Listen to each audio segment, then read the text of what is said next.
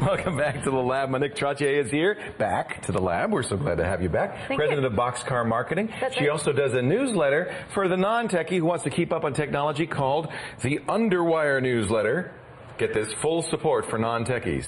I like that. It's great to have you back, Monique. Thank you very much. So today we're going to talk about what we just talked about in a way with Bonnie, which is making sure that your website is doing all it can for you. I mean, it really is an important part of your business, isn't it? It is, and I think if you start looking at your web stats, you'll see that 60 to 80% of your traffic comes from search.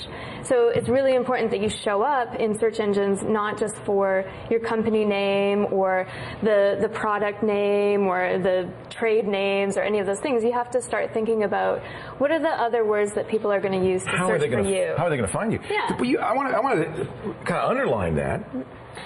You're saying that people aren't going to this browser and entering in an address. They go to Google and enter in a search term, and that's how they get to you. Exactly. So we Google it, and if we don't find it in the first page, sometimes if we're diligent and we really are specific in what we're looking for, we know that this thing exists, we'll go to page 2 or 3.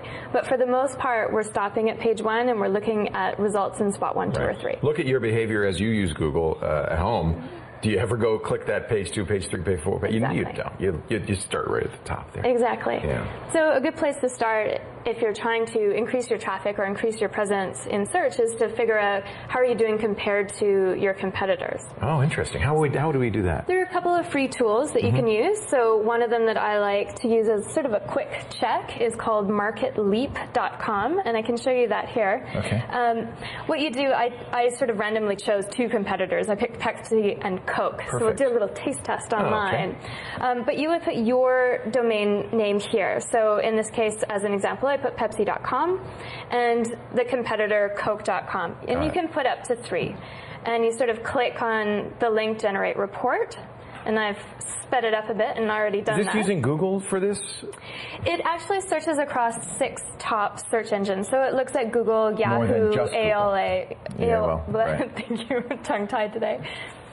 So what that report looks like... Who wins? I'm just curious. Well, this is where it becomes interesting. You sort of scroll down and you can see that Coke.com is definitely a contender. Yeah. It has, between 20,000 and 100,000 references to it in search engines. But Pepsi has almost twice that. Yeah, Pepsi is a real player. It has over 100,000 references to it online. Almost as many as GeorgeWBush.com. I don't know.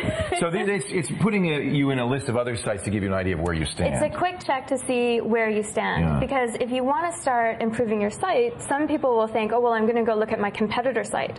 And you want to actually know that if you're going to if you're going to base your changes on your competitor, you want to make sure they're doing better than you are. Because there's no point making yourself worse, going backwards.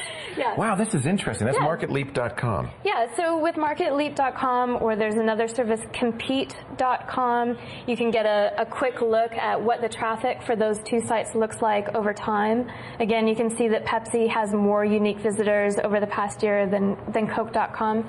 And these it's not an indication of how good the site is. It's just an indication of its online reputation, of how it's doing, how many references there are online. Very interesting. So it's a good place to start as a benchmark to know how do you compare. You'd also want, it seems to me, to know how people are searching for you, like what terms they're using to find you, because that's kind of going to tell you something about where you should optimize, right? Right. How do we find that out? Well, in that case, hopefully you have a really good stats package, and their Google Analytics is a free package that you can use. Lots of web hosts have things like Webalizer or Awstats.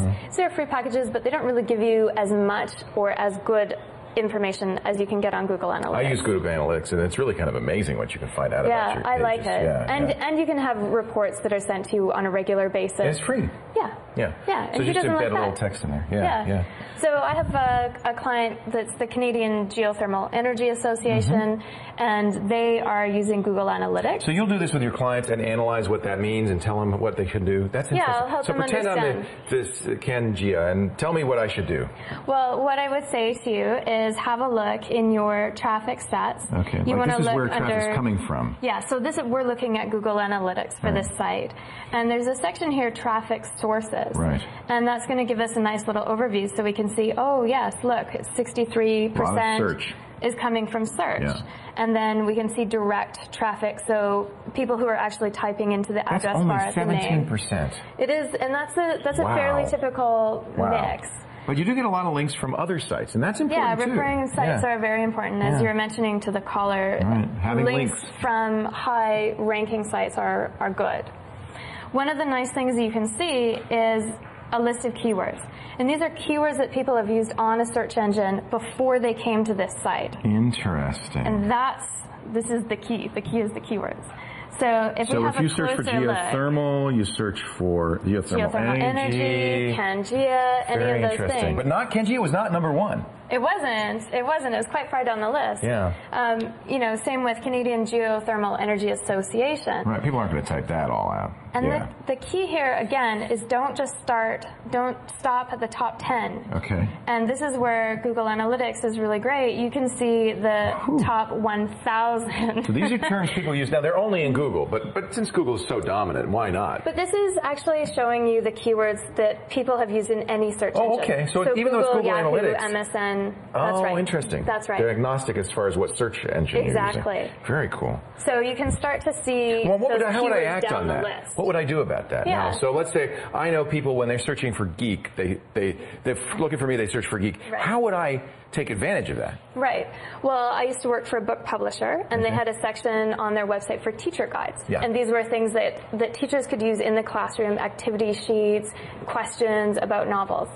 When I was looking at the analytics for them, I scrolled down the list, and at the very bottom was lesson plans. And I thought, well, what is lesson plan? That's an interesting, how is that different than teacher guide? Right. So I asked a couple of teachers, I said, when I say teacher guide, what do you think that means? And they said, oh, like a workbook or something for a teacher. But what I really want is a lesson plan. I want a lesson plan with activities and questions that I can ask in the classroom. That's what So did they change the terminology, or maybe they added some descriptions? Yeah, they did. But it tells you so that you're fitting what the expectations are of your incoming. Now, what I'd also like to know is what my competitors' search words are, because I'd like to steal some of that traffic from them too. Yeah, is there any way to find that out? There is. What you can do is start with sort of that root keyword. So in our Cangia example, geothermal energy. There are a couple of tools that you can use. This is there's wordtracker.com. Okay. And the tool that we're looking at right now is the SEO book keyword suggestion tool. Okay. And it draws results from WordTracker. So it's going to give you some ideas for what words you want to improve your score on. Yes. And you might include some of that verbiage in your site. Exactly. Okay. So when we search for geothermal energy, we can scroll down and it's showing us advantages of geothermal energy, diagram of geothermal energy. How does geothermal energy work? Now, I mentioned to Bonnie that the importantest word should be, importantest is not a good word. The most important, thank you, Monique. The most important word should maybe be in the title of the page and early on in the page, because that's what Google looks at most highly. That's right. Yeah. So I wasn't wrong. No, you were dead on. So you want to take that list and run it possibly through something like the Google External Keyword Tool. And that's going to let you see which of those keywords have a lot of traffic. And then you can start thinking about, how do I take the words that have a lot of traffic and put that into my page titles, Look at your into menu the copy, bars. into the menu. Yeah. Exactly. Yeah. Monique's great. Monique, I'm sorry, is great. She's president of Boxcar Marketing. You can find out more about her at boxcarmarketing.com. That's right. And that newsletter is at boxcarmarketing.com/underwire. I'm going to start subscribing to that because I'd like to learn a few things about tech myself. Thanks, Monique. I really appreciate it. We're going to take